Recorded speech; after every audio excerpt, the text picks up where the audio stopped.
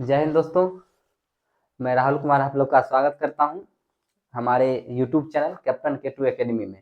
तो पिछली कक्षा में हम लोगों ने पढ़ा था क्या, तो श्रम विभाजन और जाति प्रथा। तो आज की कक्षा में हम लोग देखने वाले हैं कक्षा 10वीं की जो हिंदी की पाठ्य पुस्तक है गोधूली भाग 2, उसका आज सेकंड चैप्टर देखने वाले हैं। और सेकंड चैप्टर का क्या नाम है, विष के दांत। सेकंड चैप्टर क्या है आपके, विष के दांत है।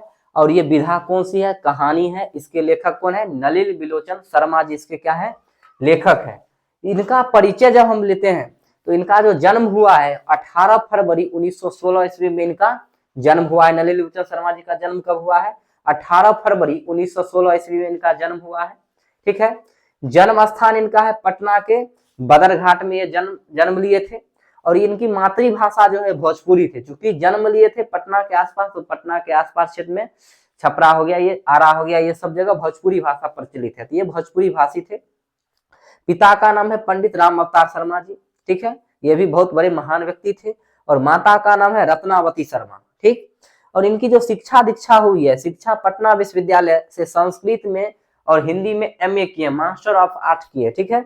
उसके बाद पेशा इनकी जो है, पेशा है पटना विश्वविद्यालय में 1959 में हिंदी विभाग के शिक्षक के रूप में ये अपना योगदान दिए पटना विश्वविद्यालय में। और इनकी जो मृत्यु है 12 सितंबर 1961 ईस्वी को ये मर गए थे, इस दुनिया को अलविदा कह गए थे। और ये जो विष की दांत कहानी है, अन्य कहानी एक इनकी रचना है, वहां से लिया गया है। और नलिनी बिलोचन शर्मा जी प्रयोगवाद के साहित्यकार है। तो अब हम इस चैप्टर में ये समझने वाले हैं कि आखिरकार इस शीर्षक विष का दांत क्यों रखा गया। कि मान चलिए आप बहुत आदमी सोचेगा सर विष का दांत यानी कि दांत काटेंगे तो विष लग जाएगा, यानी विष वाला अगर दांत होगा, नहीं। ये जो विष के दांत है, अगर इधर दिख रहा हो तो हम लिखने की चेष्टा करेंगे। ये जो विष की जो दांत है, ये समझिएगा, विष के दांत, ये विष के दांत प्रतीक है आपका, पता है किसका, अमीरीपन का। किसका प्रतीक है, अमीरीपन का प्रतीक है ये विष की दांत। ठीक है, अमीरीपन का प्रतीक है। इसमें आप लोग देखेंगे कि एक आदमी रहता है अमीर, जिसका नाम है जिसका नाम है सेन साहब। जिसका क्या नाम है, सेन साहब। एक अमीर व्यक्ति रहता है सेन साहब। ठीक है। इनके 5 पुत्रियां, कितनी, तो 5 पुत्रियां रहती हैं, 5 पुत्रियां रहती हैं। और एक इकलौता पुत्र रहता है, एक पुत्र जिसका नाम क्या है, तो कासू। एक पुत्र रहता है जिसका नाम क्या है, कासू। ये अपने बाप के लाड़ प्यार में बहुत बिगड़ा हुआ रहता है, बहुत। और सेन साहब के यहाँ एक काम करता है एक मजदूर, जिसका नाम है गिरिधर। क्या नाम है, गिरिधर एक आदमी है, ये सेन साहब के यहाँ कार्य करता है। ठीक है। और से गिरिधर का एक पुत्र है मदन। ठीक है। तो आप गांव घर में अमूमन देखते होंगे क्या कि जो अमीर बच्चा रहता है, जो लाड़ प्यार से बिगड़ा हुआ रहता है, उसमें वो क्या करता है, चाहे उसके सामने कोई बड़ा आदमी रहे या उससे कोई बड़ा रहे, कोई कितना भी शांत बच्चा रहे, उसको जाके जबरदस्ती छेड़ेगा, उसको गाली देगा, ये करेगा वो करेगा। वो अपना, क्योंकि उनके बाप का जो गुण होता है अमीरीपन का, वो बेटा में भी आ जाता है। ठीक उसी प्रकार इस कहानी में भी वही दिखाने का प्रयत्न किया गया है कि किस तरह से ये जो क्या कहते हैं, कासू जो है, ये अपने पिता के अमीरी का रोब दूसरे बच्चों को दिखाता है। बच्चा लट्टू खेलते रहता है, जाके कहता है हम खेलेंगे, नहीं खेलने देगा, फेंक उक देंगे हम अपना पापा का। क्योंकि ये अमीर घर का रहता है, दुलार लाड़ प्यार से बिगड़ा हुआ रहता है।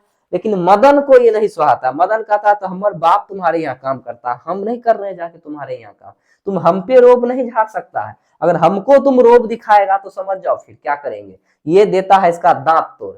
यानी कासू का दांत दूध के दांत ना होकर के, एक अच्छे बच्चे की तरह ना होकर के, बच्चा में समझिए विष का दांत हो गया था। अपने पापा वाला जो अमीरीपन था वो कासू में भी समाहित था।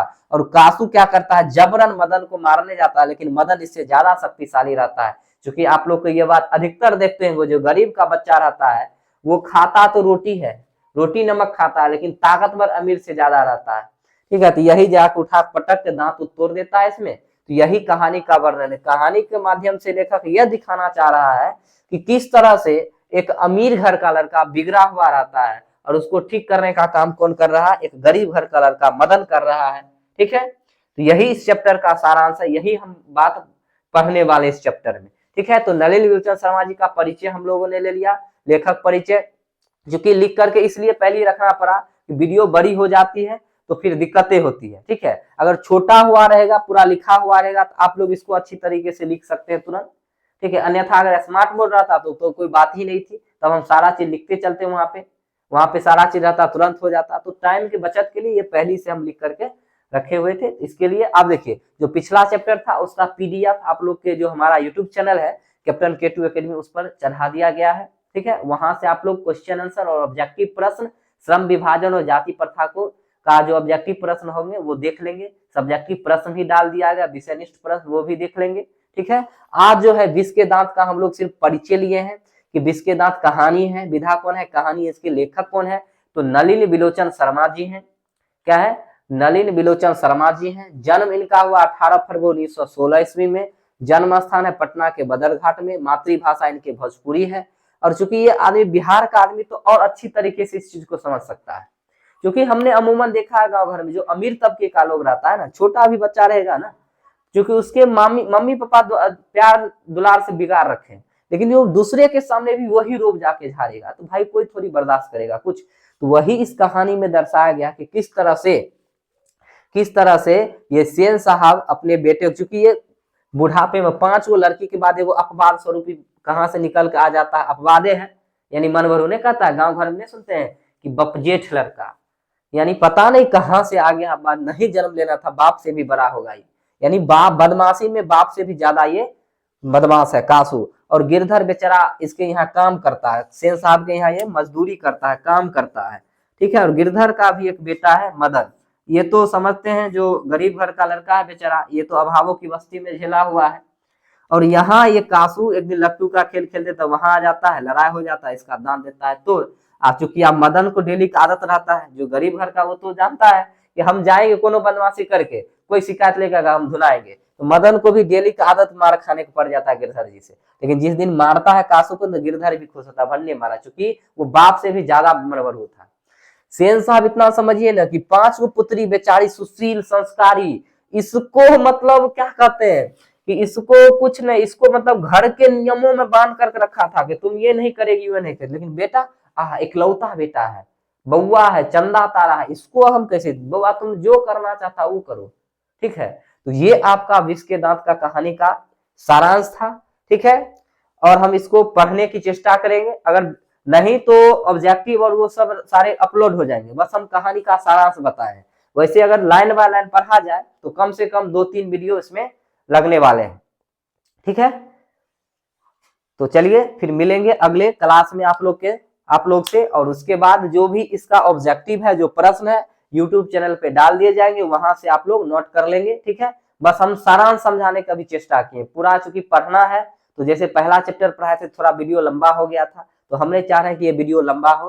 ठीक है, और उसका ऑब्जेक्टिव अगर होगा, आप लोग का अगर कमेंट रहेगा कि नहीं दूसरा पार्ट आना चाहिए, तो फिर कल इस पे हम इसका कहानी जो है पूरा सारांश सहित लाएंगे वीडियो। तो तब तक के लिए चलिए मिलते हैं अगले कक्षा में आप लोग से। धन्यवाद।